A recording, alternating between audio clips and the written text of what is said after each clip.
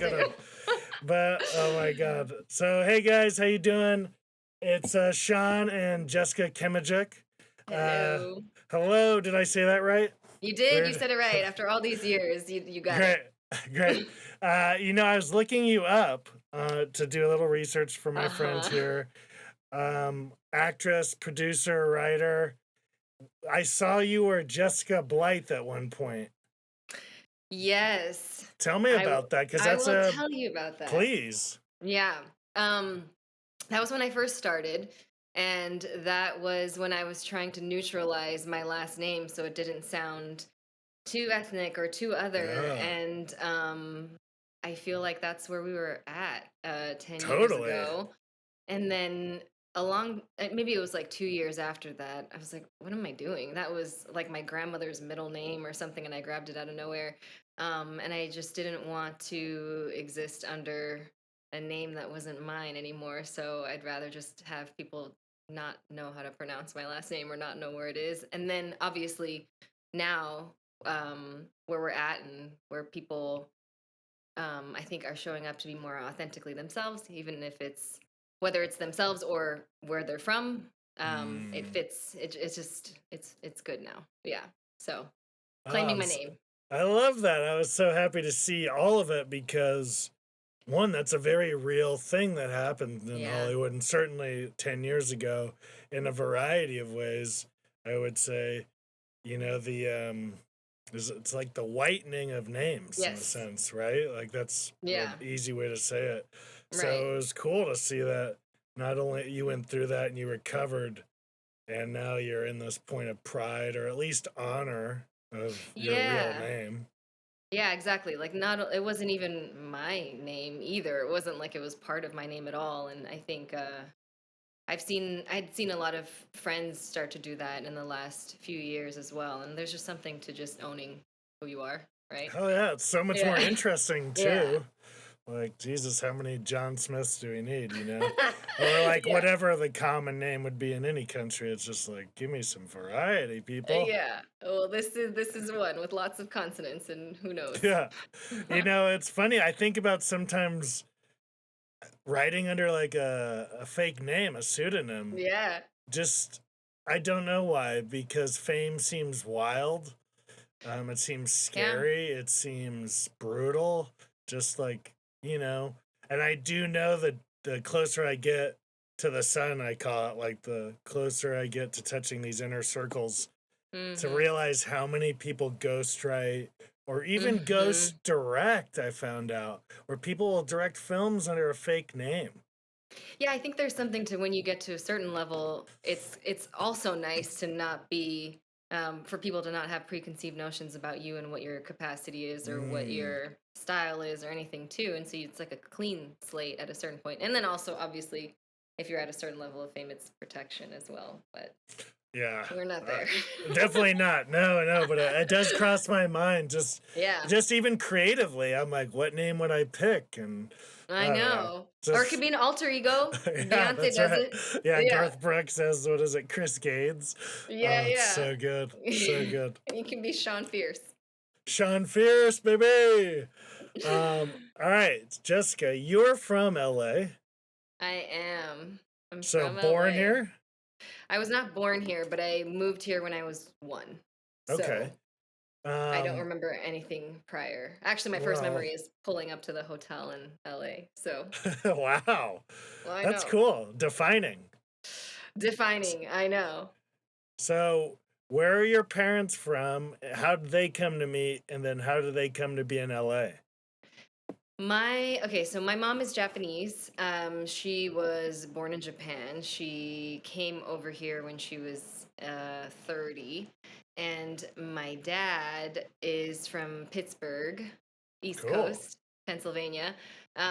He's of Russian Ukrainian heritage, so he's the first in his family to be born in the States, and everyone else. So there's just like immigrant families on both sides. Um, and my dad was in the Navy and stationed in Japan. And my Hmm. mom was working at a little cafe close by to the Navy base. And their story's actually really cute. They exchanged information to write letters, and they're pen pals. So, well, they hung out for 2 weeks, and then he had to leave. He was gone for 2 years, and they wrote letters over the course of 2 years. Didn't see each other. Whoa, I didn't And know then, that. yeah, and then he came back and they got married a month later. So it was like dating for 2 years, but of that time, they'd only spent a month and a half together and they're still married. So, Wow. I yeah. feel like time back then or Yeah. pre-cell phone was richer in the sense that you were more present. Yes. So you accepted more of life, so you didn't have to do things maybe as long because you Yeah. actually integrated things, maybe not better, but quicker, certain Yeah. things. It's And interesting. without the whole, the attention span wandering everywhere, I'm sure you weren't always questioning every decision you made. So if you felt like this was your person, then that's your person. You're not, Yeah. running through the list of all the other options as much. Oh my God. Yeah, that's Yeah. an interesting thing that's certainly happening to us. They Yeah. they say we see more information in one day than one person did their whole life on the prairie. Are you serious? I had not heard that. Yeah, that's and In one day. they track that just on brain synapse firing. Like that's how much information we're taking in. And this I is a few mean, years ago. I'm sure it increased already. no wonder everyone's Yeah, stressed. yeah. Stressed? What? I'm Stressed? What fine. do you mean? I'm good. Yeah. Okay, so you're from LA. Yes. What? Okay. And then you asked how we ended Yeah, up here. yeah, yeah. So my dad ended up going. He was a musician, a jazz musician. So they kind of did the thing where they Cool. traveled around for 10 years, um, just under 10 years, and then they moved to Indiana because my dad decided to go to school and um, go to become an engineer. And so he was working there, and that's why I was born there. But then he got an opportunity to move to California, and it was in the dead of winter and snowy, and everyone was frozen. And he's like, the chances are she's going to leave here and move to California anyway, so we should Yeah. just go there so we can all be Yeah. together. And so they did. Yeah. Wow. Wow. Oh my God, Indiana. I Do you know. do you think you seem to be a traveled person? Like Yes, you seem to love it. I Did do. you get that sense of travel from them, you think, or how did that show up in your life? 100%. Yes. Yeah. I didn't realize it, I think, until just speaking to other people and how they grew up and kind of reflecting back. Um, my dad has always been the kind of person that I remember this one time friends were saying they were going to Thailand. This was years ago. Sylvia and Caesar, actually. Oh, cool. And it Wow. was 2 days from the day that I talked to him. And I was like, I don't know. It feels very last minute. And I just remember he was like, if you get an opportunity while you're young, always go. And I think Wow. that's kind of how I know that my mom's less like that now, but they both traveled so much when they were younger. And my dad has always been very like, live your life. And I think Wow. we've done a lot of trips together as well. We used to take a domestic one every year and an international one every other year. So Oh my God, that's amazing. yeah, it's a big part of What the family. yeah, what a great example.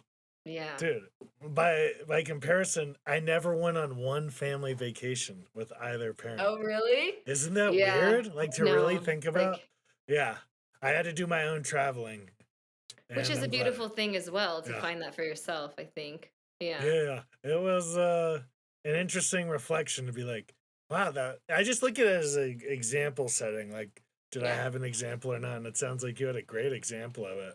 Yeah. And I think it's just what they like to do. So, Are you a good traveler? Like, or if you're with a partner or friends, is it a good experience generally? Or, yes, yeah. everyone that has traveled with me, well, also because I can do both. Like, if there's a big group of people, I can just acquiesce and see what the group wants to do and be part of the group decisions. But a lot of times I'll travel with people who haven't traveled as much. And so I'm like, okay, I got this. And Oh, everyone who's great. traveled with me is like, it's the best. Because it's Yeah. just kind of like, I know how to balance the itinerary between seeing things, but not doing too much. And just Mm, like, enjoying a place and also seeing a place. And yeah, sure. I would say yes. Oh, I love that. When I went to Europe right after college, we had a buddy who spoke English, obviously, then Spanish, Italian, and French. Oh my gosh. So everywhere we went, we were just Oh, like, that's great. it was so good. And this was 2008, so the internet was not what it was. So it was Yeah. very, very helpful. I don't have Um, that skill. I just am good at planning. But that's it. do you have any favorite trips that come to mind? Any defining trips? Oof, yes. Actually, one of my favorite trips was going to Russia. Um, Mm. was in 2016, I think. But my dad had not been. And at the time, it was, it was hard to. My parents, every time they wanted to take a trip, it was somewhere like very pretty. Not that Russia's not beautiful, but it just kind of like what you would think is like pasta and relaxing or Mm. something camping. But it was like we need to take a heritage trip, and so we went, and to be able to witness my dad kind of connecting back to his roots, and then also for me going somewhere. I'd been to Japan so many times, but I'd never been there. So to kind of growing up mixed, it's kind of like you don't necessarily walk around and feel like you can identify with other people, or other people are kind of in your Mm. tribe, so to speak. And so to Mm-hmm. go there and see people who had similar facial structures, and um, it was a very kind of like a homecoming feeling that I only have gotten in places like Hawaii, where everyone's also half Mm-hmm. Japanese. Mm-hmm. So yeah, it was Isn't really that interesting where, because I think what you're talking about is like you got something you didn't know you were looking for, and it like yes, sort of filled your body in or your spirit yes, in more, yeah. but you can't necessarily intellectualize it. Yeah, and I don't have siblings, so I've never looked Mm. at anyone, not a single cousin, a relative, a sibling, and been like, "Oh, we're similar, cut from the same Yeah. cloth." Like, and so I think I've never really looked at I don't have many cousins or anything, like any relative where I feel like, "Oh, this is Mm. kind of my bloodline." And so I have to Wow. find that in bigger spaces. And it's harder to feel that when even though as much as I grew up with the Japanese culture, I don't feel that physically when I go there. Mm. Just by like, oh, that's like you and I look like we're from the same family. Not necessarily. I don't feel that. And so to feel that there was, for me, I think that it filled in spaces that I hadn't felt in terms of a family feeling. Mm. Yeah. Wow. That's so fascinating. I always wanted to be mixed growing up because I'm from a very diverse area, so Yeah. I got very lucky in that I realize now like people are contending with issues where I'm like, "What? We figured this out when Yeah. I was like 10 years old." Yeah, Like, yeah. Southern yeah. California has got a lot of Yeah. perks in that regard. Uh, Yeah. I know my favorite aunt and we're just the closest. Her and her partner have been together since before I was born, so I didn't even have like a potentiality of bigotry because I was just Yeah. around That's what you grew up with. Yeah. diversity, and it was just like, oh, that's great. That's great. So I feel Yeah. very lucky, and it's really cool to hear your experience. That's how does that inform your art? And yeah. Being mixed or Yeah, or the feeling, or yeah, yeah. any of that. How does that occur to you? I think it's everything because it's the lens through which I exist. When you talk to mixed people, you'll hear the same thing a lot: is that you belong everywhere and nowhere at the same time. Mm. And so I think this kind of undercurrent of not knowing where you belong. So those are a lot of times is the characters that I can identify with, or the stories that I want to tell. And a lot of the stories I write are also like heritage Mm. things too. And I think it's not just because that's what I feel like I know, it's because through it I'm still discovering and trying to find where I belong and what that means. And I think it doesn't have to be only through the lens of being mixed, because lots of people feel that, but I do feel like through that lens, that is something that's a big part of what I've experienced, is the the good and the bad.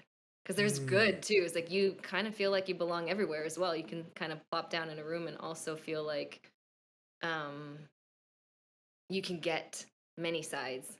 And I think that it feels like a special access pass as well.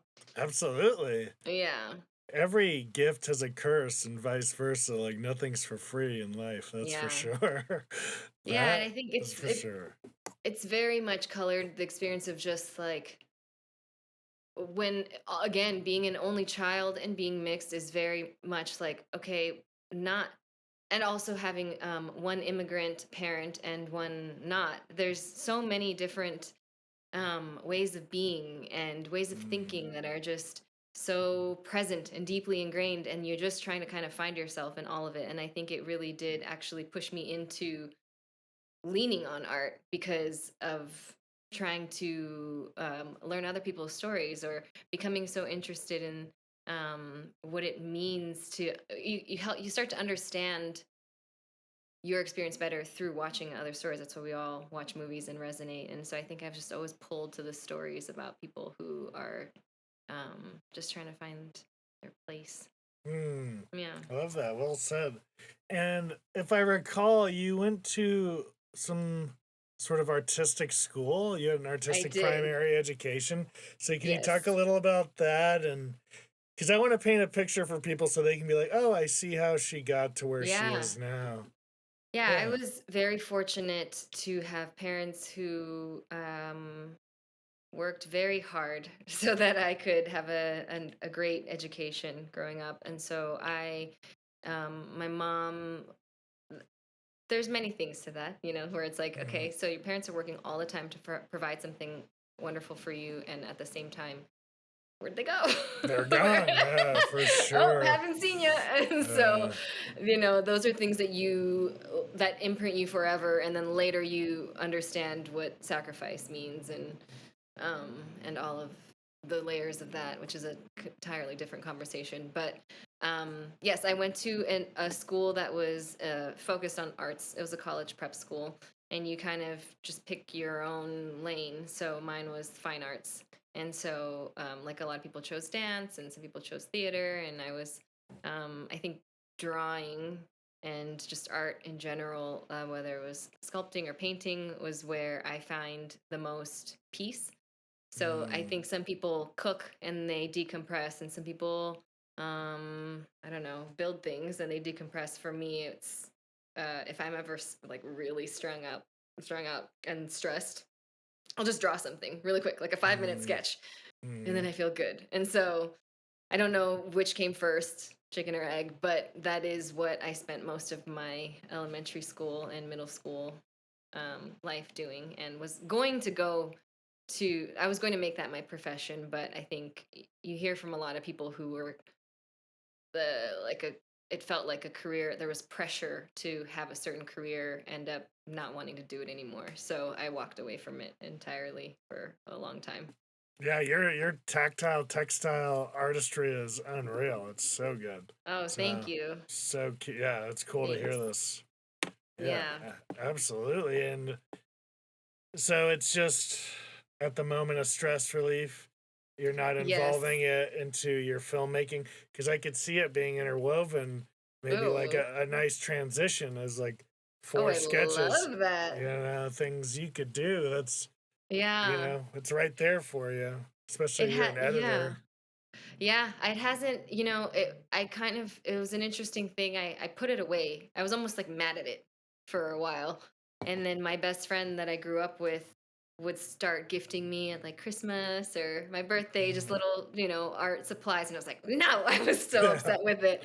And I'm then sure. eventually, yeah, I was like, what did it do to me? But provide opportunity. But I was still just mad at the pressure that I associated with it.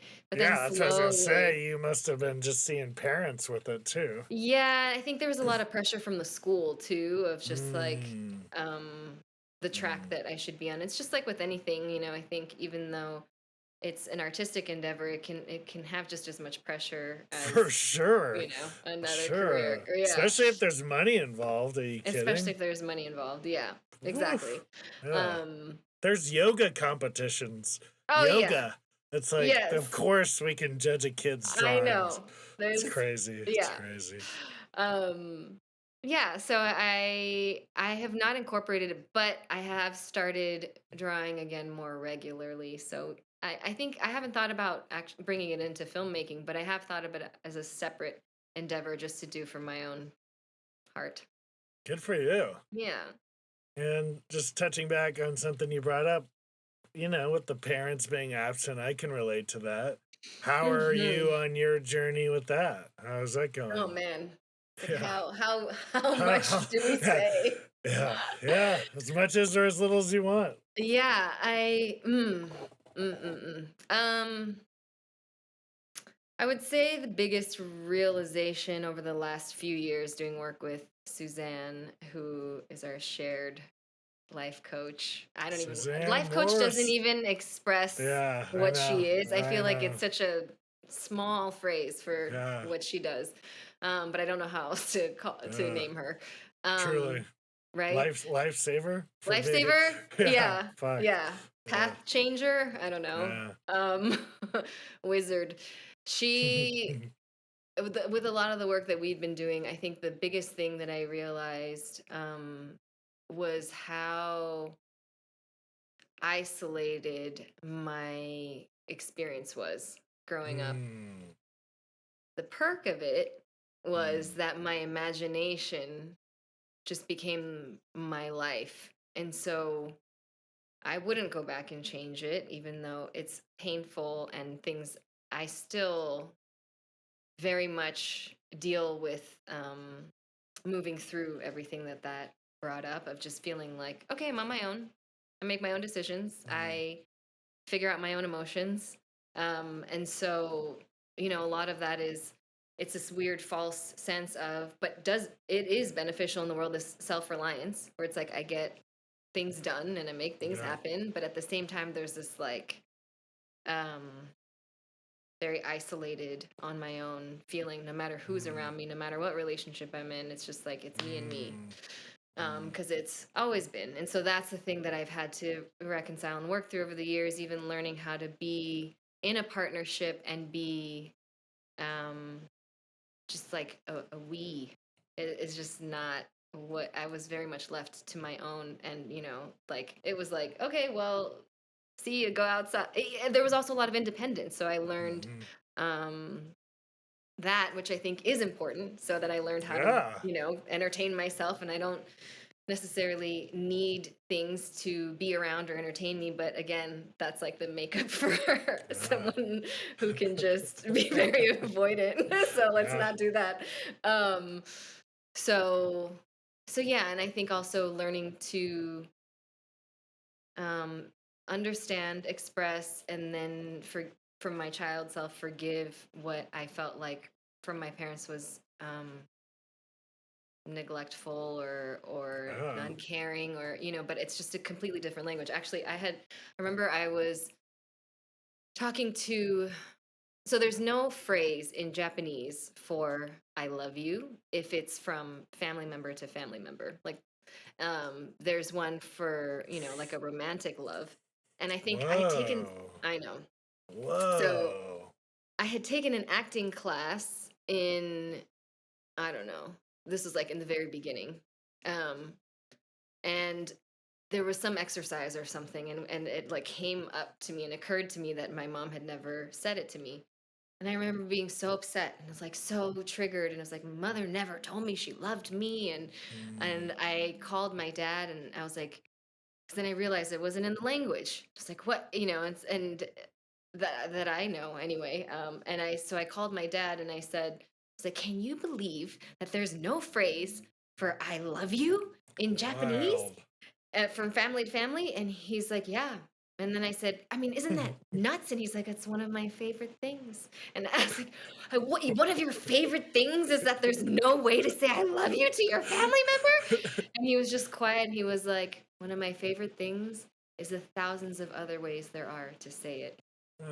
And I just Oh. like dropped in and my whole life with my mother and everything flashed before my eyes and just I hadn't understood sacrifice and acts of service until I was old enough to too, Yeah. because I'm just so wrapped Yeah. up in your own stuff. And it's like, it doesn't have to come one way. It can be a whole life of, I love you. That's And right. that's kind of what I feel like a lot of what I write about now is Mm. that. And I see it show up in my personal relationships too. It's like, I didn't understand the love language acts of service until more recently, and what that means to show up Mm. in that way and to receive in that way also.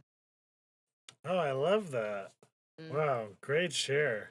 That's so, that's actually what I just learned with my own mom actually over Christmas, literally. Mm.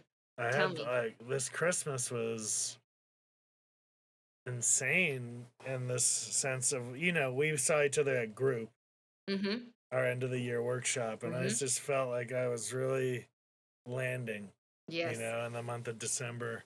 Yeah. And I had some like insane conversations with my mom in retrospect. They were like super just honest. Like Mm. my grandmother, my dad's mom, had been married 5 times. Mm-hmm. And, you can imagine the things people thought and said about my grandmother. Yeah. And the truth is, she was a brilliant woman, a beautiful woman who understood the game and played it and won and cashed the fuck out. And that was the best you could do being born in the literal dirt Yeah. of Appalachia, 1923. Like, Wow. what do you do as a Yeah. woman from Yes. poor Kentucky? Right. So, and my mom and I were in a bit of a, and there's some coarse language here, but I think you can handle it. But my mom was like, yeah, and she was fucking whoring around and left your dad, which is true. Uh-huh. She abandoned my dad for her third Mm. marriage. Mm-hmm. But it was just interesting. I didn't get caught up in the emotion this time. I was Mm-hmm. able to be like, Mom, do you think she had fun whoring around? And my mom was like, Mm-hmm. she made a joke, and I was like, I see your joke, I hear you. Mm-hmm. But really, do you think she was operating from a self of love and Right. like really think about it? It was a brutal time for her. Mm. And it was just cool to be able to land. And I saw my mom for the first time stop and be like, Wow. oh, because my mom's no dummy. But sometimes you just got to show people in the right light. And what I realized too, in congruence with what you're saying, is like, damn, my mom loved me by doing this annoying ass thing, and this annoying ass thing, and this annoying ass thing. And they're annoying because, or they hurt even because it's not the way I perceived Yes. love should be. Mm-hmm. And now that Mm-hmm. I am like, oh, like my mom does this thing that annoyed me, but that's her way of loving me, and that's the best she can do. And Totally. I can accept that. I'm going to be way happier. What a gift for you, generations later, to be able to reflect that back. And for your mom, she's just used to telling a certain story. And Yeah. so for her to hear something that she's been saying for however long and just hear you in that one thing, like I think that's such a testament to where I've seen you land, which is just you're very grounded, you're very centered. So when you're speaking, it's not argumentative, it's not correcting. And so people are able to hear you and you're Thank able you. to reflect back. And yeah. I appreciate that. I work really hard on it. I feel like I'm truly a miracle. I Mm. think you're a miracle, dude. You could have been a number of different things. Yeah. You could have been an awful person, but you're not even close. You're like the exact opposite. So, you know, We did let- it. I consider it a miracle. And the more, Yeah. like, even filmmaking, like, really think about it. To have the acting, the writing, the lighting, Mm, the sound, the hmm. camera all line up and then Yeah. put it It's a together. miracle. It's a fucking miracle. It's crazy. And that's what we do. We do magic Yeah. tricks. Yes. And I Yes. fucking love it. All I right. love it. It's the best. Thanks for sharing some of your heart there with me and with anybody who's listening. We really appreciate it. I'm Yeah. sure it'll help somebody. Yeah. Um Happy to. so walk me if there was any transition from your tactile artistry to filmmaking. Like, yeah, Yeah. what was that jump? Well, so when I was little, I mean, I think I was like 3 and I wanted to be an actor. So Oh, that was always cool. there. Yeah, Great. always there. And so I was just Were performing for you, my yeah, parents. were you an outspoken child or are you I introverted? was I was very introverted unless I was on the stage. Great. I Yeah. love it. So it's like and the stage could be, the living room and like just Wow. family members are watching, but all of a sudden it was like costumes and everything and a lot of sounds and drama and um Love that. yeah.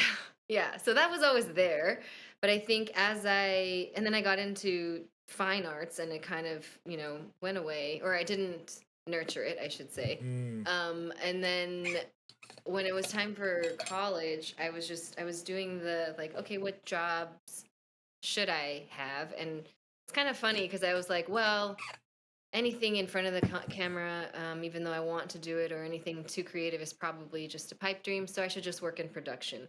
Um, and to some people, the production part is the pipe dream. So it's kind of Mm. ridiculous that the stories you tell, where I was like, "But That's true. this will That's be so easy, true. right?" Yeah, It's yeah. like, yeah. Um, but I went to school and still studied TV film because I was like, I can do the thing right next to the thing that I want to do. And even though I won't get to have the thing I want, I can almost, which is a path, lots of healing there in general. Mm. Um, and ended up interning at ABC, which then turned into somehow, I don't know, like red carpet interviews. So now I was on the doing like, stuff for the Oscars or whatever. I was like, You? yeah, I was like That's so 21. good. Yeah, I know. I know exactly. I can picture it. That's so good. Oh, I So love I was that. doing that, and then I was like, I remember the exact moment. I was sitting in a junket, and I was literally like, baby, just still Yeah. just finishing college and everything, and I was interviewing Guillermo del Toro, Alfonso Cuarón, and Alejandro González Iñárritu, the three Oh of my them. God. And I was like, and then we ended up, Y Tu Mamá También was one of my favorite movies. And Wow. we ended up, it was supposed to be like, you get 5 minutes with them. And it was like a 30-minute conversation just about film and this. And they just was like, they loved hearing that that was my favorite movie. So we kept talking and like all this stuff. And then at the end of it, I was like, what am I doing? I'm interviewing Mm. other people and talking to people about the thing that I wish that I could do, and I'm just like listening to everyone Mm. else create, and as if I don't have the permission to create. And so I just went to acting class right after that, and then ended up diving right in, and that was the path. Oh, Yeah. I love that. Mhm. I love that. And so you got a ton of credits here. One that stands out to me that's super interesting, and I think you produced it, it's The Neighbor, right? Mhm. So I wanted to Yes. talk to you about your producing experience and then so your acting jump, because I'm sure it's at some variation of like, I realized I got to do this myself was probably a thought Yes. that occurred to you at some point. Yes. Yeah. That journey is interesting. It's taken a few different turns, and you'll hear themes, the same theme come up, life theme, which is, well, so that came because a friend of mine brought the opportunity to us, and one of our dear friends co-founded Annapurna Mm, and that was one of he wrote the project and was like just looking for people to help raise money for it. And it was just kind of one of those like, oh, I've never done this before, maybe I can. I know a lot of people grew up here. yeah. And very quickly we're able to pull in weight on that, and just realize it was like, oh wait, there are so many, not relationships, that it's not about using any relationships, because I'd never asked for, it wasn't like a favor, it was more of a mutual, like when Yeah. you actually believe in a project, it's mutually beneficial. And so I think I realized there's like, oh, if I believe in a project, then I never feel like I'm hustling anybody or like Hmm. overusing any relationships or anything. And it was really cool to just be, it was exactly that. It was like the auditions that I'm getting, the roles that I'm getting, everything was kind of like the same flavor over and over and it wasn't the kind of work that I dreamt of doing. But this Mm. movie actually was that kind of work. It was like a masterclass for Bill Fickner, who was just I amazing mean, in it. he's I one of the know. The best. I best. love And to his watch him, face. his everything into like he He was doesn't get the cool? chance to be yeah. He doesn't Okay. get the chance to be like everything that he is in a lot of the roles that Yeah. he's in.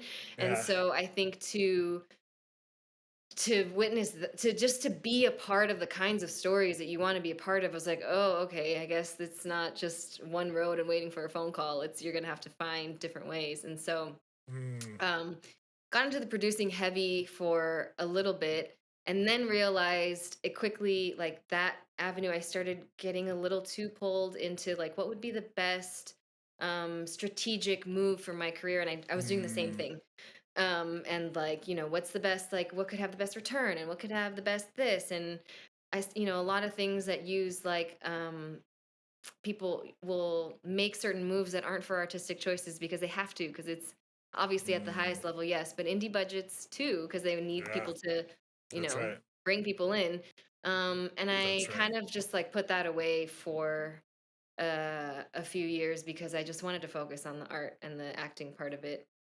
And then the opportunity came for me to write my own thing. And all of a sudden, that passion for producing came from a different angle, which was like, Mm. oh, I believe in this and this has to get made. And then all of a sudden, it didn't feel like work. It wasn't like, here's the other thing that I'm doing because I believe you have to make your own content. It was like, I want this to exist in the world. I care about every single person on this set. I care that this story Mm. is told. I want to work with my friends because I believe in this, which is really more how you operate. And so Mm.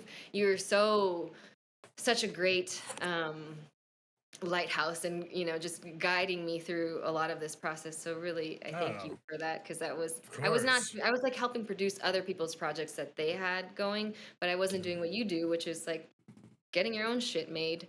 And Oh, I as soon love as you said you love that. were, I was like, yes, Yeah, yeah, happy to help. yeah. And just having being invested in the material and the purpose of everything just changes. It changes. Like all of a sudden you're not counting the hours that you've put into the work. It No. doesn't feel Yeah. yeah. It doesn't feel like just another part of this industry that I have to learn to get to where I want to. It was just like, no, I believe in this and it has to be made. I So love that. yeah. And what more and more I'm realizing is like, no one can tell me I can't do it my way. Mhm. I've Mhm. done it my way. All I need is just more money. That's out there. Yeah, exactly. Really, that's it. So it's like, Yeah. all right, that's not a huge problem. Like, it's not Yeah. insurmountable, especially if I don't give it or we don't give it its, pedestal like Mhm. feeling. But let's talk Mhm. about your project from your heart. Yes. OYAKODON. OYAKODON. Yeah. Oh yeah, the second one. That one. You got it. Yeah, I You was did doing it it. slow. So, what does it mean? Where did it come from? Tell me everything. I'm Okay. so excited. It's so good. It's Yes. so beautiful. It's so everything. My buddy Kyle Thor worked on it too. Yeah, Shout out Kyle's Kyle so Thor. awesome. He's the Love him. best. He's the He was best. he was so He's fun on set. He was great. grade A material, that Yes. guy. Yes. Okay. Oyakodon means it's actually it was my favorite dish growing up. Hmm. It's this it's like Japanese soul food. It's chicken and eggs and onions, and it's made in this broth and put over I'm rice. there. It's I'm so good. there. Yeah. And I had just, when I wrote the story, I was like, okay, I'm centering it around, the mother that is showing love to her daughter, and very typical in Asian families is showing through food, and not just Asian families, but definitely Asian families. Mm. And so I was like, what was my favorite dish growing up? Okay, it was oyakodon. My mom used to make it for me. It wasn't on the menu at her restaurant that she had, but I always wanted it. So that was the placeholder. We put that there. And so in the process of writing it, it was called something else. And along the way, the producer and also the director was like, why don't you just call it Oyakodon? And I was like, okay, Mm. fine, I'll just call it that for now, even though I feel like no one's gonna know how to say it, and I don't know. But I left it there. And then 2 months into the process, I I don't remember why, but I decided to just Google Oyakodon. I think I was looking for a message, a photo or something, and the definition, the English definition came up, and it had never occurred to me. So Oya means parent, and Ko means child, Oh, and so it's dude, I just called. got chills. I just But got it's like, chills. because Wow. it's supposed to be the chicken and egg dish, like parent-child dish, Wow, but chicken it's and called egg. parent-child dish. But I've been calling it that since I was a kid, so I never even connected that it's literally the parent-child dish, and it was about me and my mom. Wow. So Wow. yeah, That is a that's what it is. filmmaking gift. I Yeah, love such a that. gift. Such a gift to keep going on the right path, tell this story. And who is your director? Her name's Roxy She. She's amazing. Oh, good. Yeah, she was just recently nominated for a Critics' Choice Award, which was great. She Oh, is, congrats, Roxy. And yeah, congrats to your project that only helps you yeah, guys. yeah. Yeah. She is so talented, and she is always the most fun person in the room. I Oh, hope I you get love to meet that. her because there's nobody like her. Like, she's Oh, amazing. great. Yeah. Oh, And rock on. she's really, it was beautiful to work with her because I wrote it, but I'm not directing it. And so, but she very much like, she knew how precious it was to me, and how much it was. She encouraged me more than I felt, because I was like, okay, I'm handing it over to the director and she'll do it. And she very much was like running by most things with me, just to say, Mm. is this your vision? Is this your vision? Is this your vision? And then obviously there'd be things where she's like, I think this would work. And just from the first moment that I spoke to her, it's like, she gets it. She got it. The story that we're trying to tell, the impact that we hope to have. Wow, I And then love so just to that. be able to trust her, but also feel so cared for by her, and just like right next Mm. to her while she was doing everything. And she's amazing. Yeah. Mm. Oh my God. So this let's see, we're kind of in the pre-production. So production, I know. Talk a little bit about that. I know there was some like location stress at the least, God. some investment stress at the least. So So much. be as detailed as you want, or as Okay. little, protect your privacy obviously as well. But Yeah. it's only gonna help if someone hears your struggles and your triumphs. Because I tell this to every investor I've ever had. There's going to be a lot of opportunities to say no and Yeah. stop. Mm-hmm. And Mm. you had a lot. Oh my God. Yeah. My producer on this was like, she's like, this is the biggest little project. She was like, there's so much happening to get this made. But Yeah. then it was also so covered also, but there was so much happening, and there's so many opportunities to just be like, what am I doing? Put it away. Yeah. So I'll backtrack a little bit. Initially, uh, someone that I had produced a movie with before, actually, that was part of The Neighbor, um, Mm. called me when there was a lot of violence happening towards elderly Asian people, and said, I just want to create room here to tell a story. If you have a story to tell, um, which is funny because an hour before that, because I had been thinking about writing a feature, but I just was busy with acting stuff and everything else, and single focus there. And I was like, maybe I need to just start with a short. How do I start with a short? Mm. I don't know. I'll put it on my list to think about it tomorrow. And then an hour later, I got this call. I remember I was at Wild. the airport on the way to New York, and he was like, you have a story that you want to tell. It's in your hands, because as someone that I know, he's like, not only obviously he knows other AAPI people, but just because he knew how involved I was um, And in inclusion and the AAPI cause. is Asian Oh yes, American Pacific Islander, right? yes, exactly, Great.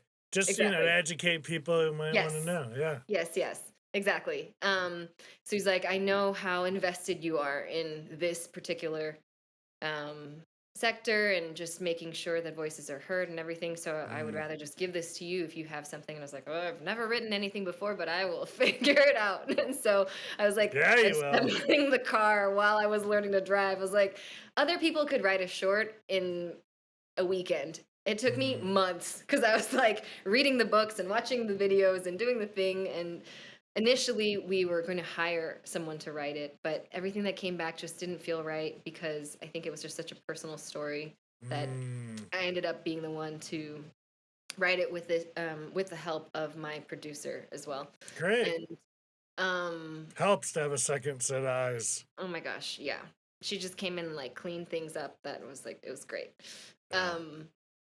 And so that happened in like November, and then we were set to shoot in February and so I had like hired everybody and we were good to go. So that's November 21, February Yes, 22.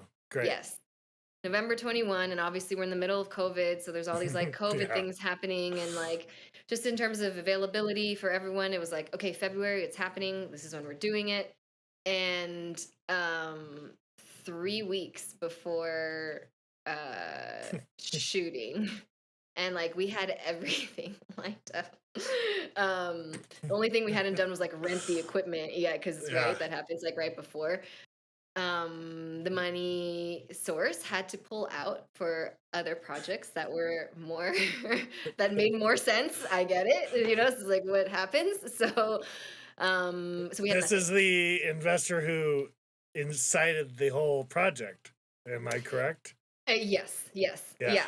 And so there Yeah. were just other things that like because it had taken a long time, etc. Like there were just it had to go Mhm. elsewhere.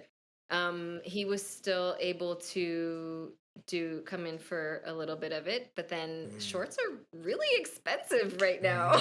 You know, this is so I was like, okay, I have to raise $35,000 in 3 weeks. 45,000, 35,000, something in 3 weeks. Cool. How am I going to do that?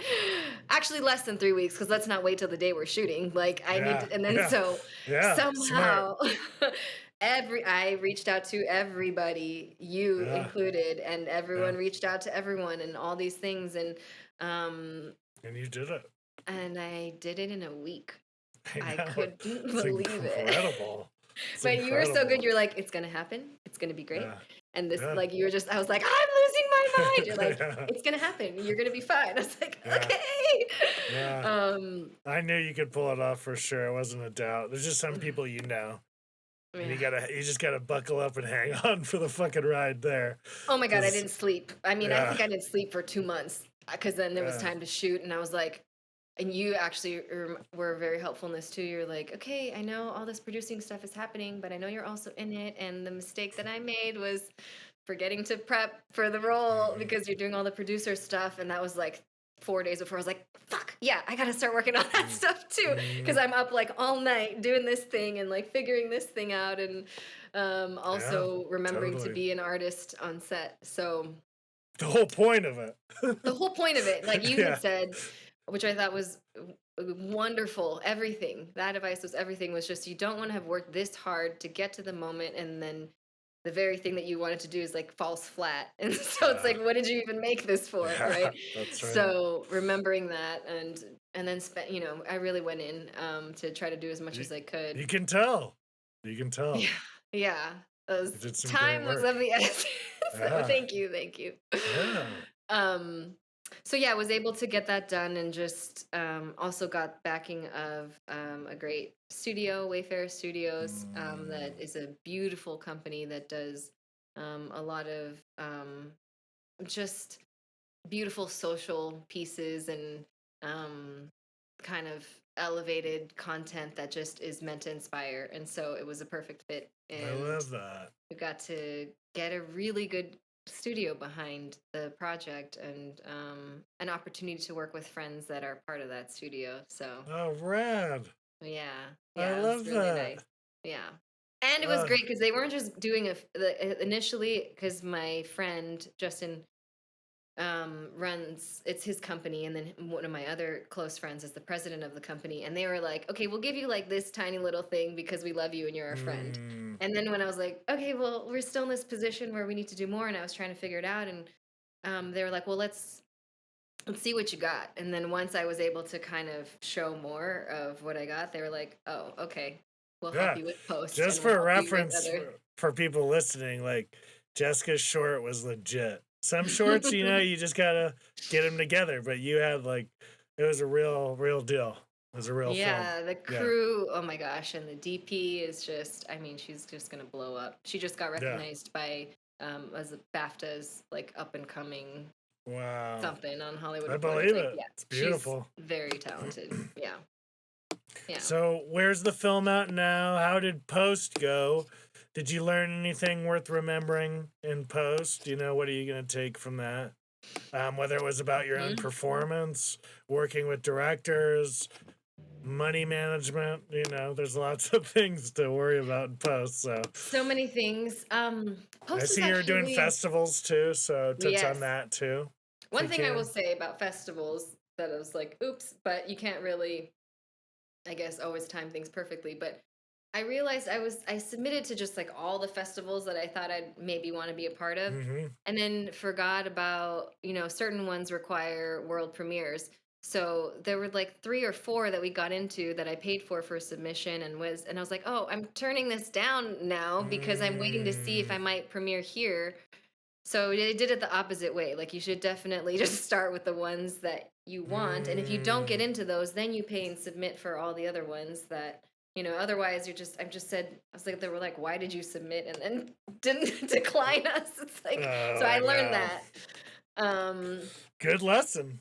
Good lesson. Yeah. Because especially, I mean, it builds I don't know, I don't think it builds a weird relationship because they probably won't remember, but it's also a waste of money. It's like, why did Yeah. I do that? Oh Yeah. my god, I just went through that with Helmet. You know, if Really? because if you I realize and if I don't contextualize the picture to it's not a short film, it's Yeah. the first 20 minutes of a pilot. Yes. So yeah, I could argue it ends artistically, like beginning, middle, and end, because it does, like any piece, Mhm. but it's not American traditionalism. Mhm. So it's not Mhm. like a clean ending. Like I have so many open questions because it's a TV show. And I was Mhm. submitting it maybe audaciously in Mhm. these huge short film festivals and not getting in. I got into one and I was like, oh, but Mhm. I instead of this is my lesson. I was telling stories. Oh, I'm not getting in because it's Ah. rock and roll. Oh, because it's too Mhm. machismo. It's too Mm. American. And then I was Yeah. like, hey, man, this is a big learning for me because I have a lot of good victim in me for sure. Mm. I was like, Mhm. all right, say you're right. Say they're just like, we're over the American fucking machismo for the moment. Mhm. Who could blame them? There's a million projects like that, right? Mhm. But I thought, is that line of thinking gonna grow me as a man or an artist? Mhm. Mhm. And maybe, and just maybe, Sean, you're not good enough just Mm. yet. And maybe, and I didn't beat myself up. It wasn't like, Right. you fucking You're suck. not good enough, but Like, I'm like, so yeah. proud of Helmet. But I'm like, maybe there's better out Mhm. there. Maybe. And maybe that line of thinking is actually going to benefit me as a man Mhm. and an artist more than the other. And so what it Mhm. did was it allowed me to re-engage and this is like the last 2 weeks, the film festival process and be like, you're not a short film. You're a pilot. So Mm. look for pilots. And of Yes. course I've been getting accepted now, but I Ah. wouldn't have gotten there without the humility to be like, hey man, maybe you're not approaching this correctly. So that was my current lesson from film festivals. That was really good for me. You just speak to your thought process though, like that self-regulation or that awareness to be able to look at a Mm, trigger and then step back and then not still say, because it's not going one way and saying no, it's perfect and I love you and you're yeah. wonderful and everything you do. It's like, oh no, wait, I can still have room for better. I can still be Mm, ambitious and pursue excellence. But I can also, like, I don't have to beat myself up in the process. And so it's that detachment from what that means about you as a filmmaker. yes. I think, or as a person, really, right? As an Mm, artist, it's not that. It's just like, okay, we're talking about the project that I made and where can I level up yeah. and where does this belong? And I Mm-hmm. think even as an actor, that's something I've definitely been like, where do I belong in on the Mm, breakdown, right? yeah. And so I think just hearing you think like that, and I think it's just very nice and refreshing to hear, because I am around people all the time that would just take and run with either victim mentality or just like Yeah. an angry mentality. And so I think, thank you Yeah. for sharing that. Yeah, you're welcome. I just a big piece of me right now is I'm refusing to play small anymore. Yeah. Yeah. And it's not and what I've noticed is when I talk to, I'll just say civilian for like the other at the Muggles? moment. Yeah, the muggles, the peasants. No, I fucking love the insult peasants, and my friends for the last 20 years will know that, but I mean no harm. But basically, people get protective of their trauma, I'll say. Yes. And it's Yeah. like, and this is Suzanne cracked me in half with this. Mm. She just said, how long do you need to be seen and heard on the same subject before you let it go? And I was like, Woo! Suzanne! I was like, Oh my God. do I quit? I Like just what? have chills. Yeah, I know. Because Wow. we have this unspoken agreement, or now it's spoken, but she's not letting me off the hook lately, and she didn't let me off the hook, and because I was in the place to hear it, right away. I couldn't. I was just Wow. like, so I'm applying that everywhere. I'm Yeah. like, okay, I hear you, I see you. What next? And if there isn't a what next from the victimized party, then I'm just like, then I can't help you, because there's a saying on my men's team, we can't support an unsupportable man, but just fill in man with woman, person, whatever. So if people can't help, I'm just, so that's where I'm at as an individual, and I'm putting it in my art too. And I think it's showing up in these places I never saw coming. This is a side note question.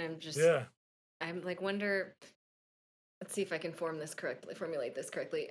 So accepting, and I have no opinion about this. I'm actually genuinely curious of like accepting people where they are and saying, okay, this is where you're at right now. You don't want to go here. This is the stage. Okay.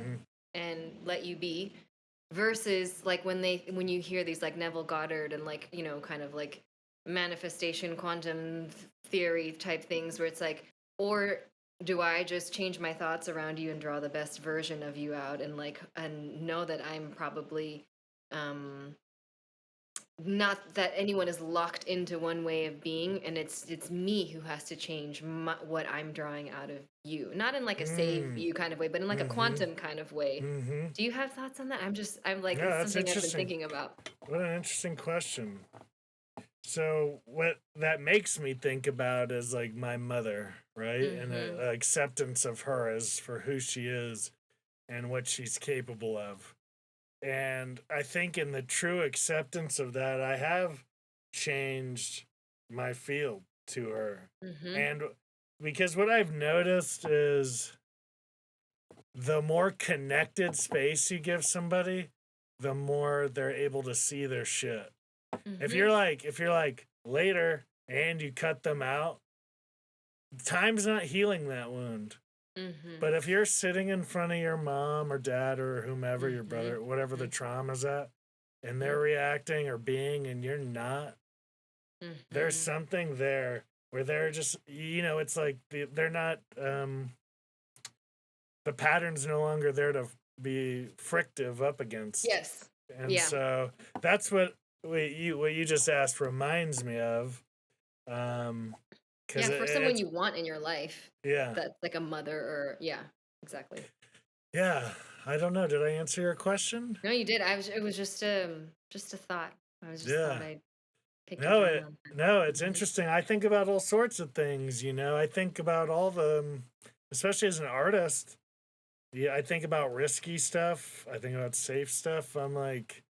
I think about where people spend their energy, I'm like, man, a lot of these people, like but proverbial is like, you could put it on either side of the aisle, liberal, conservative.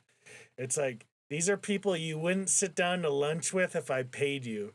So why the fuck are you worried about what they're saying or doing? Yes.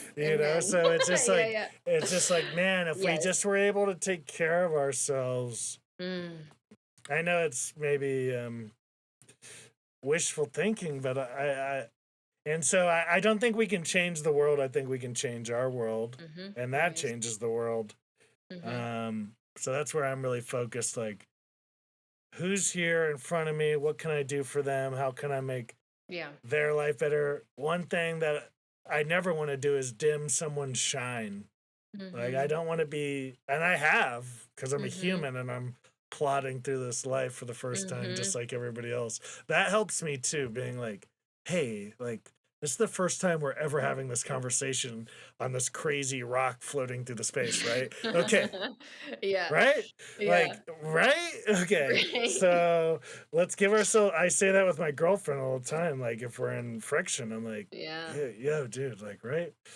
This Like, is a little wild. Like, yeah, it's just wild. let's just hit the brakes to remember, like, we're floating through space, Yeah.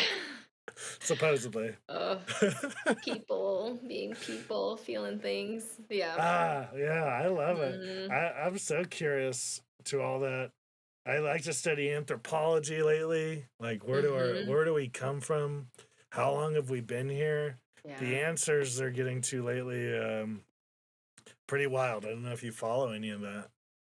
I don't. I don't know too much. No, I could talk your ear off about it, but basically, the craziest thing they're finding is that there have been advanced people for 300,000 years, but about 12,000 years there was 1,000 years of comets, and I it wiped believe out the it.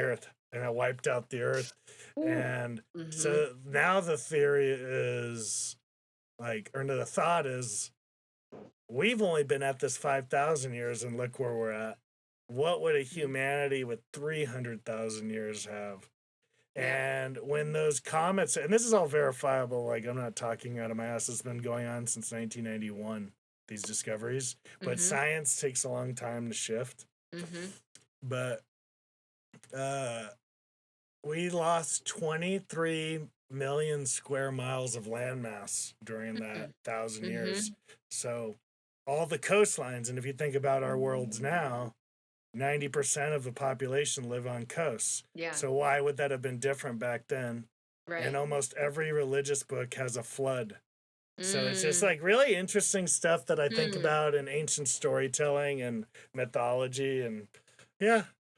I've So that's definitely like, heard the thoughts like, okay, how have we do we keep it's like that movie with Tom Cruise and Emily Blunt, I forgot what it was, but it's like, do we oh, keep coming to the same yeah, spot and then yeah. repeating and then doing this again? Like, how many times have we done the thing where we just utterly destroy ourselves and then reboot? Yeah. Yeah, it's fascinating. They don't know to this day how the pyramids were made. Still, like, really Hmm. think about that. We Hmm. can't do it. Yeah. And the Sphinx, they found out through erosion marks that it's been restored 4 times. So it's way older than we think. Isn't that wild? Just through, they're finding out in different technologies. So Oh, I I just love it. am, I love that stuff so I much. I'm love it such a so dork. much. Yeah, I'm yeah, I such a love it dork. too. All right. We hit an hour. How are you feeling? Do you want to go a little Yeah, longer? I I know feel you great. worked. Great. Yeah, yeah, I'm good. Great. So what's the hardest part of filmmaking for you? Like, what do you struggle against? Or is it a technical thing like my voice? Or, it could be anything that really you've had to work through or have gotten through. As an actor or as Actor or producer, just anything that strikes you when I ask that in the mm, filmmaking sphere. mhm, mhm. Mm. I think okay. As in life, as so in art. Yeah. Um, I think the biggest thing that I have been working on in my life has also been the biggest thing that I have been working on releasing in my acting. And to be honest, I think the only reason I initially really got into any sort of like healing work was so that I could become a better actor because I was like Mm. really just Preach, sister. needed that. Yeah, I was Yeah. like, okay, I was blocked in that moment. I'll start therapy, and then it's Mm. like so thank you acting for being the thing that has Uh, led me to so much healing, but um control.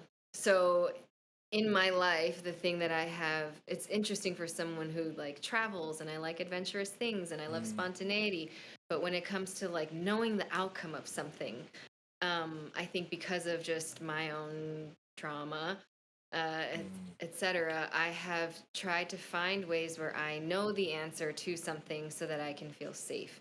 And even if I'm not consciously doing it, it's there, right? So mhm, the most beautiful thing in watching any artist perform is surrender. And so mm, when I am able to do it, it's this high that is not like you cannot get anywhere else. Like any performer, any mm, athlete who just finds that like flow state knows this. And mhm, it's like that thing, right? That we chase. mhm. But obviously, if you chase something, it's not the way to do it either. So it's like Mm, this weird thing where you're in the woods and just like beckoning the muse. But it's in my life, I've had to really learn and acting because I care so much about my work. I've been able to hear reflection back of when it is not working because it's predictable, it is not spontaneous, and I'm not surrendered in the moment versus when I am. And mm. so the only way for me to learn how to do that in my work is to learn how to do it in my life. And it has been a hell of a ride. It's like, Wow. just trying to, I was like, wow, I'm holding on to things tightly all the time. And Suzanne talks about this too, is this like grip of whatever I perceive safety to be. And if it's like in my Mm, life, I'm not releasing potentially feeling bad feelings or good feelings, whatever, all the things that I can't predict.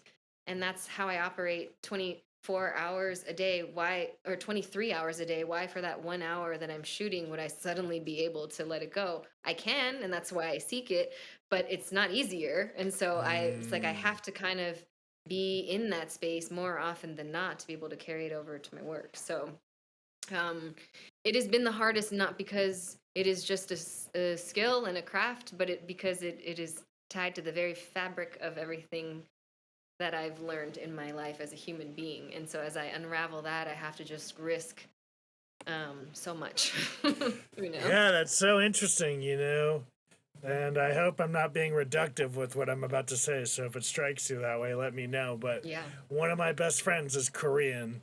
And Mm-hmm. I think, generally speaking, Koreans are brilliant people. And that's the same with Japanese. Like, I have a lot of reverence for the people. And I Mm-hmm. would say, like, if you're just being objective, like, you could say, like, every race has their proclivities to their environment. Mm-hmm. And Mm-hmm. what I said is the cost of the Asian community's hyperintelligence is a Mm, cultural, emotional block sure. because one has to feed the other. So you, as an artist, have to come over that Oh, it's amongst all generational. your stuff. Exactly. Yeah. Exactly. So you're overcoming other aspects, not just like your own personal control. It's like Yes.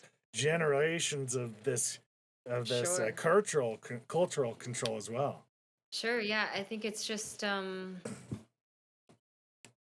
I mean, which is interesting because there are so many, as we know, as Asian cinema has become much more in the spotlight. There's like brilliance in Oh my release. god. It just looks. It might look a little different, Amazing. right? So Yeah, it's it might not amazing. look the same as Yeah. like a European release of emotion, Mm-hmm. whatever that means. But it's still, and that's something else that I've learned is like, right, is like over the years is like it doesn't, and this is like kind of 101 stuff, is like when you're it says cry in a scene, like it doesn't mean you have to do the thing with the teary thing unless it's like a Right. guest spot on a certain show. Yeah, But sure. most of the, like a lot of the time, and it's not what that means. It means like how are you affected? Like are you Mm-hmm. present? Are you affected? And that can look different on everybody. Like That's how it right. looks on like Laura Linney, who's very low affect, versus like I don't know Angelina Jolie or something, is very Mm-hmm. different. And remembering that even bringing in cultural stuff is like there is actually even something beautiful about someone like in my own mother. she's someone who hasn't expressed herself. So when she wrote me basically like a love letter for my birthday, someone else who's grown up with affection their whole life can read this like little thing that they wrote and be like, sweet, mom wrote me a letter. I was like bawling for a month because it is the vulnerable, it's like what it takes to be brave and vulnerable to that person. And I love so that. I think that's it too, is like not every restaurant serves the same dish, you know? Yeah. No, totally. Yeah. No, it's really interesting to kind of talk about and figure these things out. I find all walks of life so fascinating, and I appreciate your share on that. Yeah. What's your favorite part of filmmaking? Oh my gosh, I just love being on set. It is my everything. Like growing up too is like, I love, or even traveling. My favorite way of traveling is just like but like the one that brings me so much joy is traveling with a bunch of friends and we have a house together and it's just like a noisy house and everyone's around and everyone's doing a thing and then they come together for dinner and then they go and do their own thing, but everyone's around. And I think set to me is like summer camp on steroids. And it's just like this concentrated time where everyone becomes family real fast and you're working together for a single purpose, which is that you believe in this thing and you want to make this great thing. And then in between, this is your family.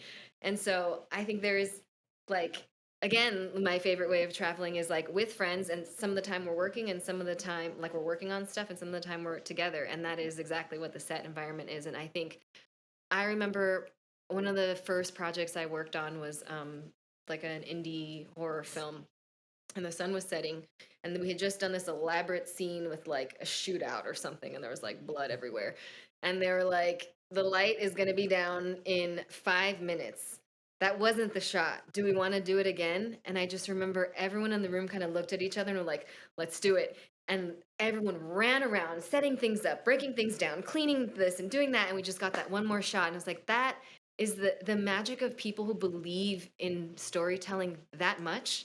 There's nothing like it. So it's just being on set is the best thing. I love it so much. Oh, that's good. I mean, set's so much fun.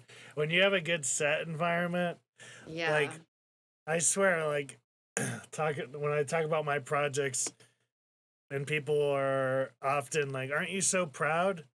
Or, once it's out, and I'm like, yeah, I was already proud, like, of the set, because it's really occurred to me lately is we spend so much more time creating the picture than we do celebrating and watching it.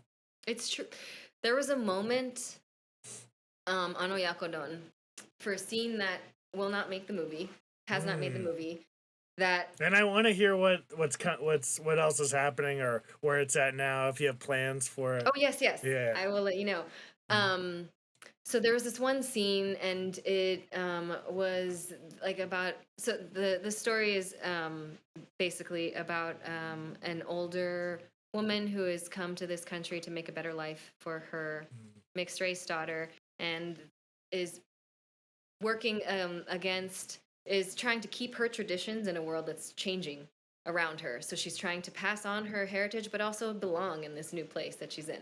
And so one of the scenes that is not going to be in there, it was this customer comes in and is kind of, you experience it a lot with like immigrant to person who's not respecting immigrant, where the person is like not communicating in a way that's respectful to the person. So the person was that's not such a bummer, dude. I know, and it's what act would that scene have been? It would have been in the second. Cool. So it was just like seeing kind of where she's at and the kind of customers that come in, and kind of it was someone that was just like gas on the fire, so to speak. Exactly. Like this is the kind of stuff that comes up. It's someone who's kind of making fun of you, but kind of not when they're talking to you.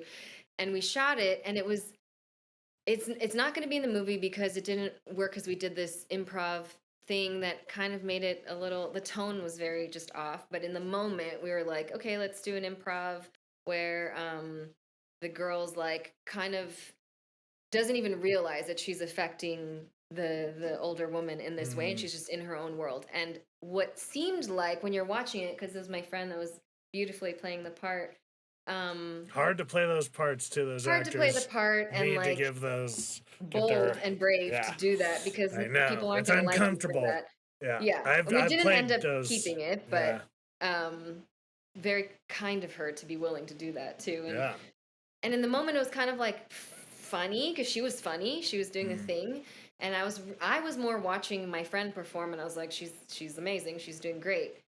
And then I turned around, and so the crew, I wanted to make sure that almost it was 95% people of color because I just wanted to know that it could be done.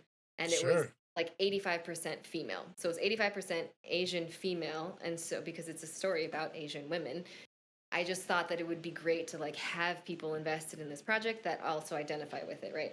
So I'm watching this thing and it's like cut, and then I turn around and I still remember it was like the gaffer, who's this tall, beautiful Korean woman. She ran out of the room crying. And Mm. I looked and everyone was like upset. And I thought, because I wasn't watching it for that. And I looked and then I looked back and I was like, everyone had to take a moment because they were like, that's my mom. Like I Mm. identify with that moment. I have witnessed that many times. And that moment will never make it into the movie, but it made me realize that why it was important to tell these stories, and that was something that happened on set with us, only us. Wow. We were the only ones that will have experienced that, but it was so powerful, and it was actually the moment that I was like, I have to do everything I can to make sure that this project gets seen in the best way that it can Mm-hmm. because of that. And so Yeah. that's a sacred set moment, that just like we kind of went through together, but it was also It's just a powerful. reflection. Yeah. Powerful. Yeah. Wow. So you asked where it's So at. where's it at? Yeah, So absolutely. it'll be in Mammoth next, the Mammoth Film Congrats. Festival. So Yeah, fun. yeah, I'm excited about Oh, that one. I know there's a lot of love great people Mammoth. involved. Yeah. So right now it is the last thing that needed to be done was just this sound mix that a friend of mine who's just been so busy was going to do, and we were just waiting a little long, so I'm getting someone else to lovingly do it. So that'll be done in the next couple days and then it's done.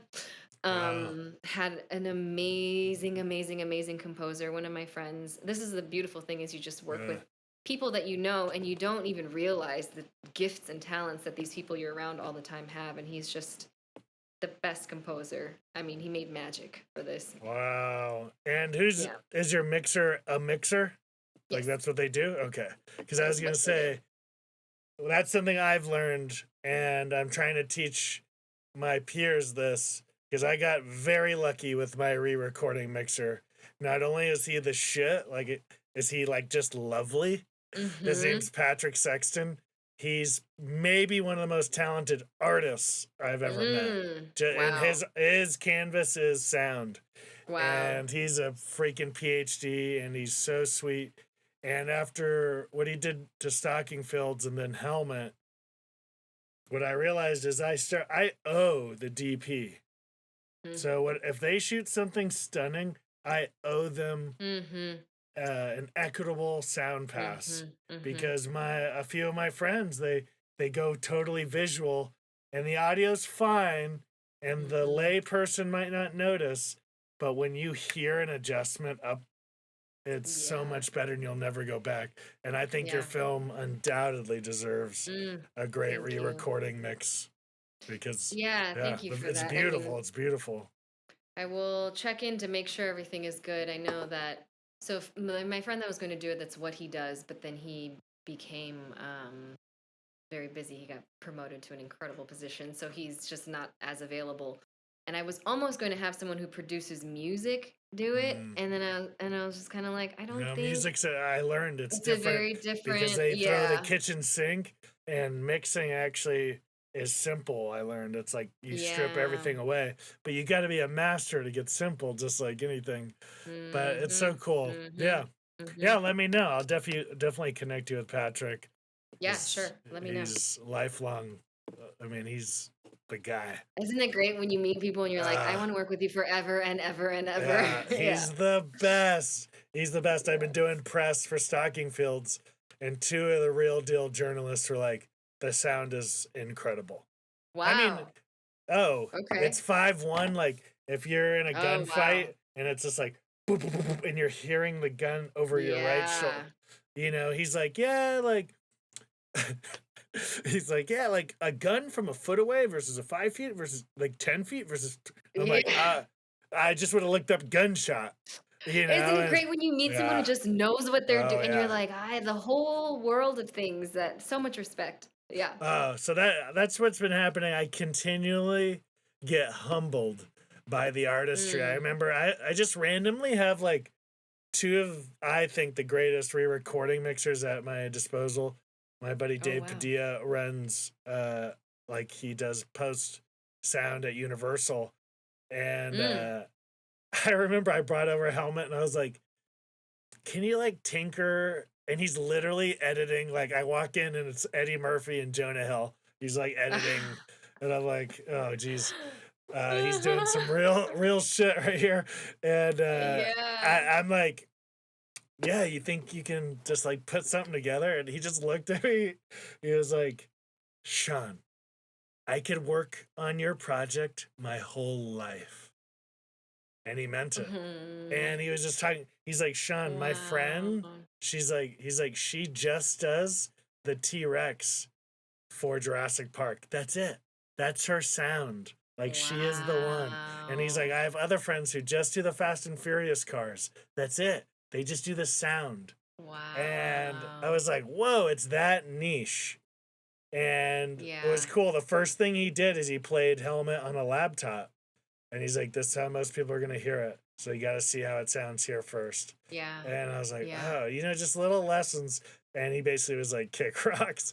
I'm not going to do this in one day. And Patrick, it Yeah. took like 6 weeks back and forth. We're doing notes. Wow. On the final session, you sit in with him in his office, and he has 7.1 surround sound. And I learned this. You ever Wow. heard like surround sound 5.1? So Yeah. the 5, I didn't know this, is the speakers. The I point just one, learned this like yeah, last the week. point one's the Yeah. bass. Yeah. Yeah. So there's like Yeah. 7.2, there's all sorts of shit. So Yeah. yeah, I highly recommend that for you. Um, it wouldn't be a killer, obviously, but you'll just Important. appreciate it. Oh yeah. Yes. Yeah. Mhm. Um, Martial arts. How did we get there? You're currently Mm. boxing. Still boxing? I am. Because you found a Yeah. new gym that looks rad as I fuck. love it. Yeah, what's the gym It's name? rad as fuck. It's called Brick House. Brick House. That's like Magnolia, but it's like 2 streets over, right? It's like It's kind of hidden. behind it. Yeah, it's rad. Yeah, I it's used to like park one over there. street behind. Have you been? Oh, you I used to have park. walked by. I always Yeah. no, but I've been going to Magnolia for years because a theater I used to work like act at is maybe 5 places Oh, okay. It's down right on there. Magnolia. Yeah. So I've been in that area for 10 years. Oh yeah. So Okay, got it. Yeah. I've seen Brick House. Is that what it's Yes, called? Brick House. Isn't that funny? It's You and the I met best. at Brick. I know. It's so funny. I think when I Yeah. told like anyone in my life, they were like, "What? You're back there?" I was like, "No, no, no. It's a different place." Yeah. Yeah. Yeah. Um, but it's such a great community, and it's like there's a mostly pros that train out of there, and then they Yeah. have like little classes for the rest of us. So you get to just be around them and pro coaches and Wow. just like immersed in not only in tech, like watching and being around technique, but it's great because if you do like, I'll do one-on-ones with my coach and people will just kind of like watch and give pointers. Like these are people that do this for a living. And so you're Wow. getting all this like wonderful information all the time. And then also you see the work ethic, which is always nice to be around anyone that is like at the top of their game in anything, right? It's like Sure. you learn so much. And Do they have I weights? initially started with Muay Thai. Yeah. They Yeah. have So I go there weights? and do everything. So I'll Oh, like that's lift and amazing. then also do the boxing and it's just like, Oh, everything. wow. I'm Yeah. gonna I'm gonna hit you up And they have offline like a about strength and that. conditioning class. Oh, wow. Yeah, because Yes, I've been looking for definitely. a new Come through. place. I've been looking for a Oh, new oh place. really? Yeah. Yeah, yeah, It's yeah. it's great. You'll like this vibe. Yeah, Cool. yeah. Right on. I like that it's Yeah. close too. So you started with Muay Thai, Yeah. which is I mean, we met at Brick, but I was doing those classes, the 12:30 Peter Thomas classes, Yeah. Oh which my are God, those classes, insane. I was like, why is this class 2 hours, two and a I half hours know, I long? know, Like, we're I still know, here. I know, and yet Yeah. and yet we'd be there. And yet we'd be there. And so I started So, with that. I yeah. did, Was that your very first martial arts experience? Is that Brick there? Wow, wow, I remember you yeah. being pretty competent at it, and most people are I not. think because, well, I loved it so much. So it was like instantly, I was like, oh, this is right Mm, for my, just the way my body works and my mind works. Um, and also the very first thing I fell in love with, which still to this day is that it gets me out of my head. And I think, mm, you can only be focused because you have to pay attention. Otherwise, like stuff comes at you, yeah. and I started with privates with Peter. So when I think I took one class and then I just did like 2 months of private sessions, which is Mhm. why I think I had a better foundation of just Yeah, for understanding the sure. I breathing and did his everything. privates too. He was Yeah, insane, he's great. but yeah, I mean, my Yeah, God, I think he's Halle insane and great. Berry's. I think he's Halle Berry's trainer right now. Yeah, he's doing Yeah, all and he's like right. doing stunts and stuff, and I'm like, happy yeah, for him. That seems so him. so him. Yeah. Yeah, so him. And so I went from Muay Thai and then started boxing, but it was more like fitness boxing, right? And Hmm. then but then and then I was doing like the fitness boxing for a few years, but then I would get the chance to kind of work with like some of the coaches and stuff like offline so that I'd learn a little more during the pandemic when everything was Yeah. closed. I got to work with some of them, but then it was honestly like when I got to Brick House, I was like, I don't know shit. I've been doing this Mm, for a long time. hmm. And so I really felt like now I'm like really learning like how to move and how to do everything. And then I just recently started getting to jujitsu, which was Oh, hell yeah. Are you amazing. doing Yeah. gi or no gi? No gi. I tried Good. one class with gi and I was like, this It's is like not for me. claustrophobic. Yeah, It's I so hate it. weird and it feels Yeah. very like it was like beautiful to watch other people Hmm. do it, but it wasn't satisfying what I was trying to No. get out of My it. my Yeah. fingers get caught in it too, Yeah, I know weirdly. a friend who broke Marissa Bass. Remember she broke a Yeah. finger doing that. Oh, really? Yeah. Oops. Oops. So, but that's brand new and I just like it. So I like anything in that area. Oh, I'm gonna drop in and see what's up because I'm You definitely should looking for a definitely. new spot. Yeah. Uh, okay. We're gonna start wrapping this up. Before I do, though, Yes. I I'm so. I mean, I hesitate to say this because I don't want to put this out in the world, but I know you're gonna take it well. You do such amazing charity work. Was that always around, or like you did Adopt a Senior? You do young storytellers, or we have. Yeah. How do you come to that? Has it been always in your life? Yeah. What's your story around charity? Yeah, Because you give a lot of actually, your time there, and that's really important. yeah, when I was little, that was part of what they had us do in school, I think, which is a beautiful Mm, thing to educate that's children with. amazing. Yeah, we were right next to the Shriners Hospital, and it was like required that I think I remember being in like fourth and fifth grade, and we had to volunteer in the burn unit with children Wow. who had Oh been my burned, and I just god. from the beginning like we were doing this kind of thing, and so um it was just always part of my life. I think it was always like, okay, it's like Thanksgiving, it's this, it's Christmas, it's this. But then I think I really, really deepened that when I started to um, explore. I don't know if you know what the Baha'i faith is, but it's like I've a heard of it. I couldn't recite it. Yeah. yeah, Yeah. it's just like a spiritual way of being. I would say Mm, it's like a non-religion, but it's a faith that I'm very close to, and it's the number one principle of it is service.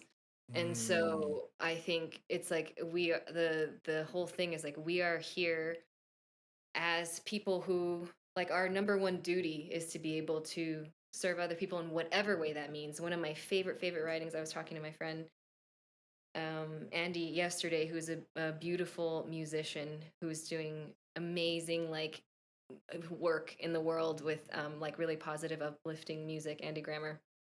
Um, And There's beautiful there's voice. beautiful voice. And just like, this is what I noticed about the people and that was that thunder? Mm-hmm. Oh wow. In this community, it was like, okay, people are giving their heart and soul to their art and just making sure that it's like the art is of service. And there's a beautiful writing that he sent to me yesterday, which is about your art being your prayer and your art being your worship. And so it is our duty as people, and whatever you believe in. For me, I believe in God, and it's this, like, if we are created with these talents, and we are supposed to do them at the best of our capacity, and because that is how we can actually give back. And it's like, it's not about just my work for me, it is my work for God, it is my work for humanity, it is whatever. And your career and your profession that you choose should be of that same level. And I think, and that's in with the mind of service. And so service can look like volunteering at whatever. I think it's important for people to do that, to get, especially actors, to get out of this like concept of self all the time. But it can also be in the work that you do. It can, you said this earlier, is like impacting the people that you meet that are in your life. I think I used to be very like hung up on the ego part of like, I want to make a big impact, and like, what is it if I'm not? It's like, I Yeah. don't know what, I can't decide what that's going to ever look like, but I can impact every person in the best way that I can, the people that I come across, or the people that are in my pod or in my community, or the art that I make, and whoever does see that, you know? And so I think that being the undercurrent of everything, sometimes that means me reaching out to seniors, and sometimes that means me pouring my heart and soul into a script. I love And that. sometimes it means me like risking my heart in an acting piece, and when I don't want to, you know? Yeah. I love that. Thank you for sharing that. That Mm-hmm. felt really important to hear because it is Mm-hmm. true. It's so true. We have to honor the Yeah. gift by going for it. And that is an By act of going for it service. and doing it the best we can. And there's another principle, which is like, make me a hollow reed. So basically a conduit for like that, Mm. the muse, the art, the God, whatever, to come through so that I can show up. And then it's not about me. One of my friends, my best friends, he's an actor, Eddie Gathegi, and he said before every single scene, it's like every single scene, every time before it's right before it's action, he's like, God, use me. And so again, whatever you believe with that, but it's like, so, and I that's the love like that. with acting, with anything, it's so easy to be like, my performance matters. Am I gonna deliver whatever? And it's like, this is not about me. Take me out of it. Use me, and how, whatever that means, with my gifts and my talents, and um my service to story and whoever is meant to see I this. love that. So, So you have a so lot that's a of long way of saying service. Yeah.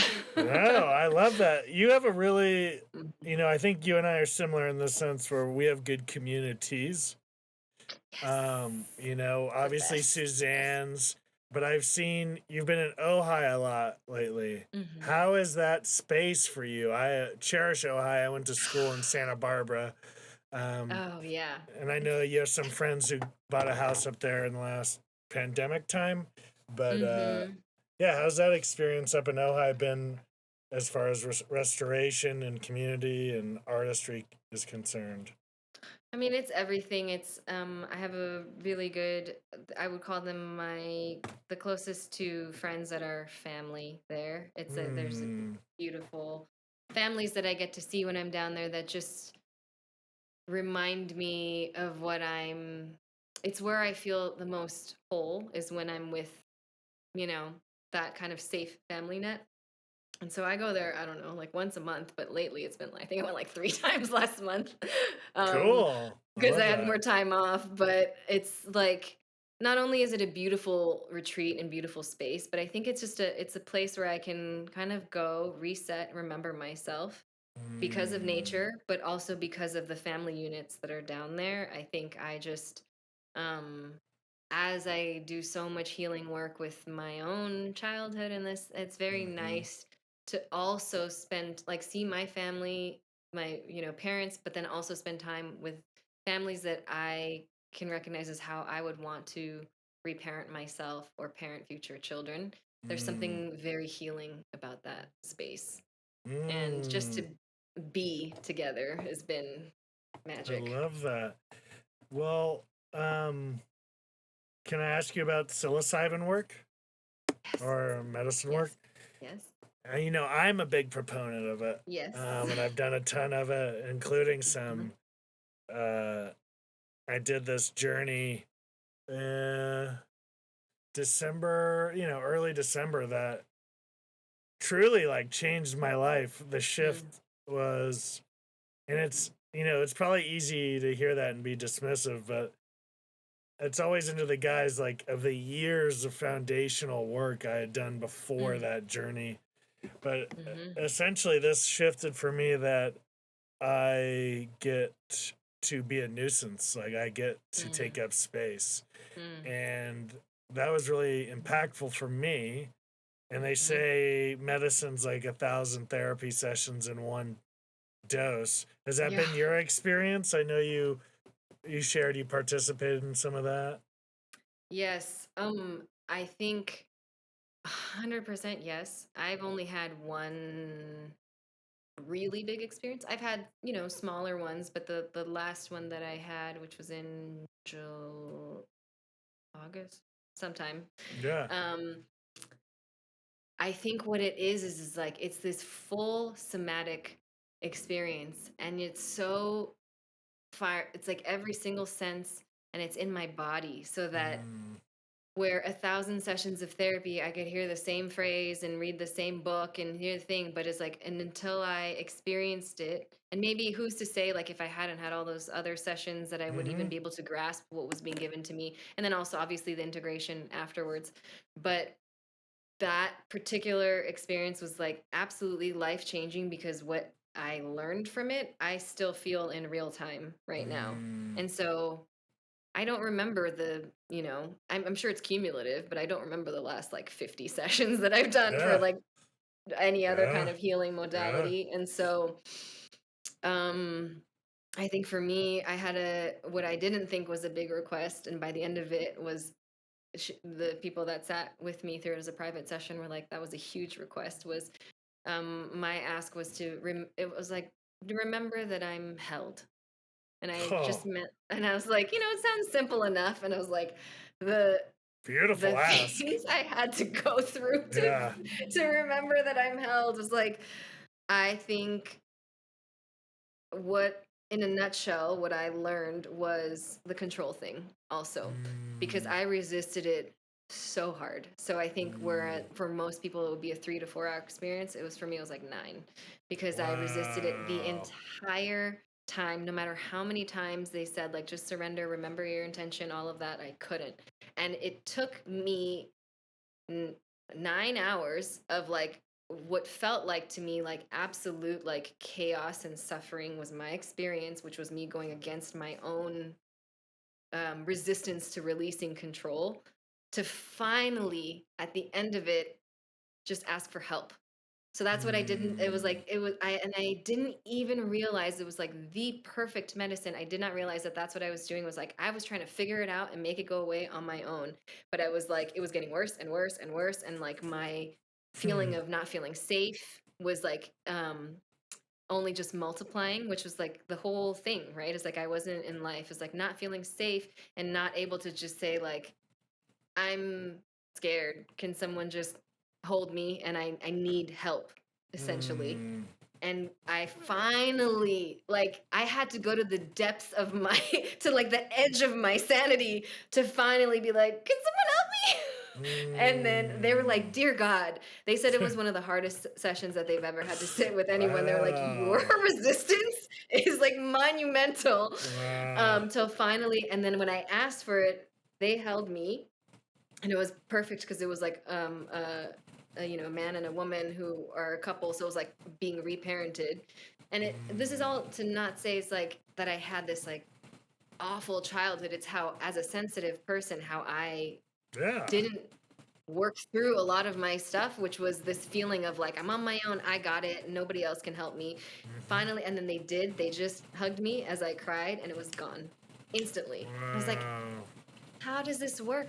Like, I know. it's interesting to feel like you're at the pinnacle, at the peak of what you would think is like an altered, like medicine experience, but it was gone in a second after someone hugged Mm, me, and it was just done and it wow. was complete. And that was my journey, was seeing how deeply ingrained my resistance to just letting go and trusting that I'm cared for and that I'm okay in a universal sense.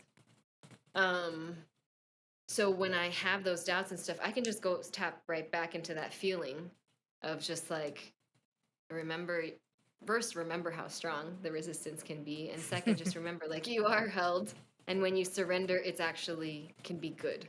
So, Yeah, you are teaching yourself. You basically created a handle yeah. where you're like, in times of this, I can touch here because I Mm-hmm. Mm-hmm. understand what that is now. Yeah, Yeah, and she said something to me too, which was so good. Um, I was going through a breakup at the time, and the woman just whispered, and she's like, now you know that this is it, like the way that you are being held here, that is how much someone needs to be able that is how someone needs to be able to hold you. And I hadn't had that before. And so mm, now understanding was like, that's what that means, is someone that can see you at your just like absolute, and not be, they were never scared. They were never impatient. They were never, and they just like stood. And I think that's the beautiful masculine that can be so mm, rooted and just hold that space, right? It is just like, and I have that as my reference as well. So, yeah. yeah. Wow, that's beautiful. Yeah. Oh man, especially remember when I said Suzanne challenged me essentially with like, how long do you need to be seen, right? Mhm. And what occurred to me was, I just need to see myself, and I actually can Mhm. seek less to be understood by others Mhm. because that's a sort of high level manipulation. Mhm. Um, that's not to say re-clarify, you know what I mean? It's the energy behind doing anything. Mhm. So yeah, that's where I'm at on the same Mhm. subject in a sense. Like, Mm. how can I keep seeing myself? Because I had this imagery. I had this session with Suzanne. I've never done this before, but it felt really important. She said, "You don't believe in what you're doing. Like, you don't Mm. believe you're gonna make it." Mm. And I was like, Mm. "That's fucking like, really think about that. I don't Yeah. believe I'm doing and the thing I'm doing every day. Yeah. Like, Yeah. that's crazy, right? Yeah. So, but I knew there was something to that Mhm. I couldn't just see. So I went down to the beach at like Tuesday, Mm. 10 a.m. This is early December, and I took some mushrooms on the beach. A light dose, but enough to kick the engine Mhm. on. And what I realized is she was dead right, but and she wasn't being declarative. She was asking, like, "Do Mhm. you believe?" And I was like, Mhm. "No, I do and I don't." And what I Mhm. found is that I was able to start tracking, like, all right, I don't believe I'm going to be successful. Okay. Have I ever been successful? Mhm. Yes. Okay. Mhm. When? Well, your childhood was like easy success in the sense of you had great grades in athletics and it was like effortless. Great. Mhm. So you Mhm. did have success. So, all right, what did that look like? And I quickly realized um, my success was rewarded horribly. Mm. And so that's what I didn't believe in, that success Mm. was going to satisfy me. Mm. And Mhm. then I took it a step further and realized the idea of healthy success, meaning parents who are like, great job, hug you. My parents, literally, I had to imagine this. I won a county championship in wrestling. The whole school is there at this assembly for me and one other guy. It's just an Mhm. excuse for the school. Like, I didn't have any, like these guys aren't here for me, but they're happy to be out of fucking class, let me tell Yeah. you. Yeah. Yeah. Yeah. And my parents are there, and the only thing I remember is my dad saying, "Don't ever wear that ring in public." because it was all about humility and honor and blah blah blah. So that idea of healthy integration of success was also repulsive, because a kid who isn't touched, and it sounds like you weren't nurtured a lot, they have a hard time with physical contact later. Like, I used to date people in my 20s, they hug me and I'd be like, what the fuck, dude? Like, I feel in pain. And or I feel claustrophobic, whatever it is. And so that's what I realized. I was stuck between these two definitions of success I didn't believe in. Yeah. And then I was able to be like, well, who are those for others? And once I was able to shift success for self, everything changed early December. And yeah, so that was a realization, big for me with psilocybin. I mean, you're constantly reaching.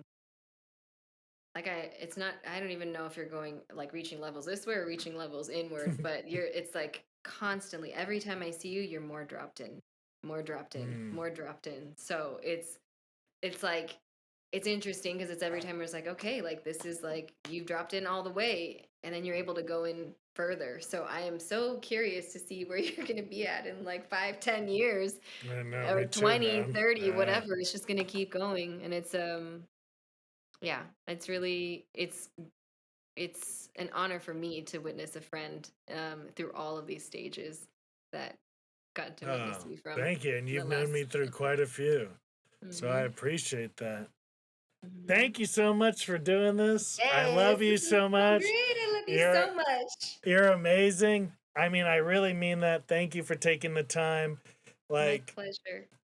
I think this is a great space to be able to talk long form about our heart's desires and our artistic attempts, and we'll see what happens. It's just, if people want it, it's here. And I think they'd be fools not to listen.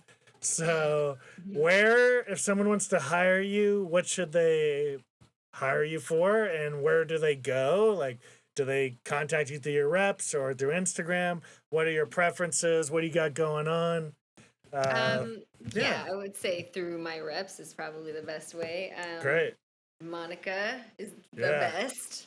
The best. Monica. Monica at Global Artists, right? At Global. She's just been in my corner since day one. It's just nice. Isn't that the best? To have someone who just believes in you. So like, she will take it harder when I almost get a job and I don't. So it's great. Keep her.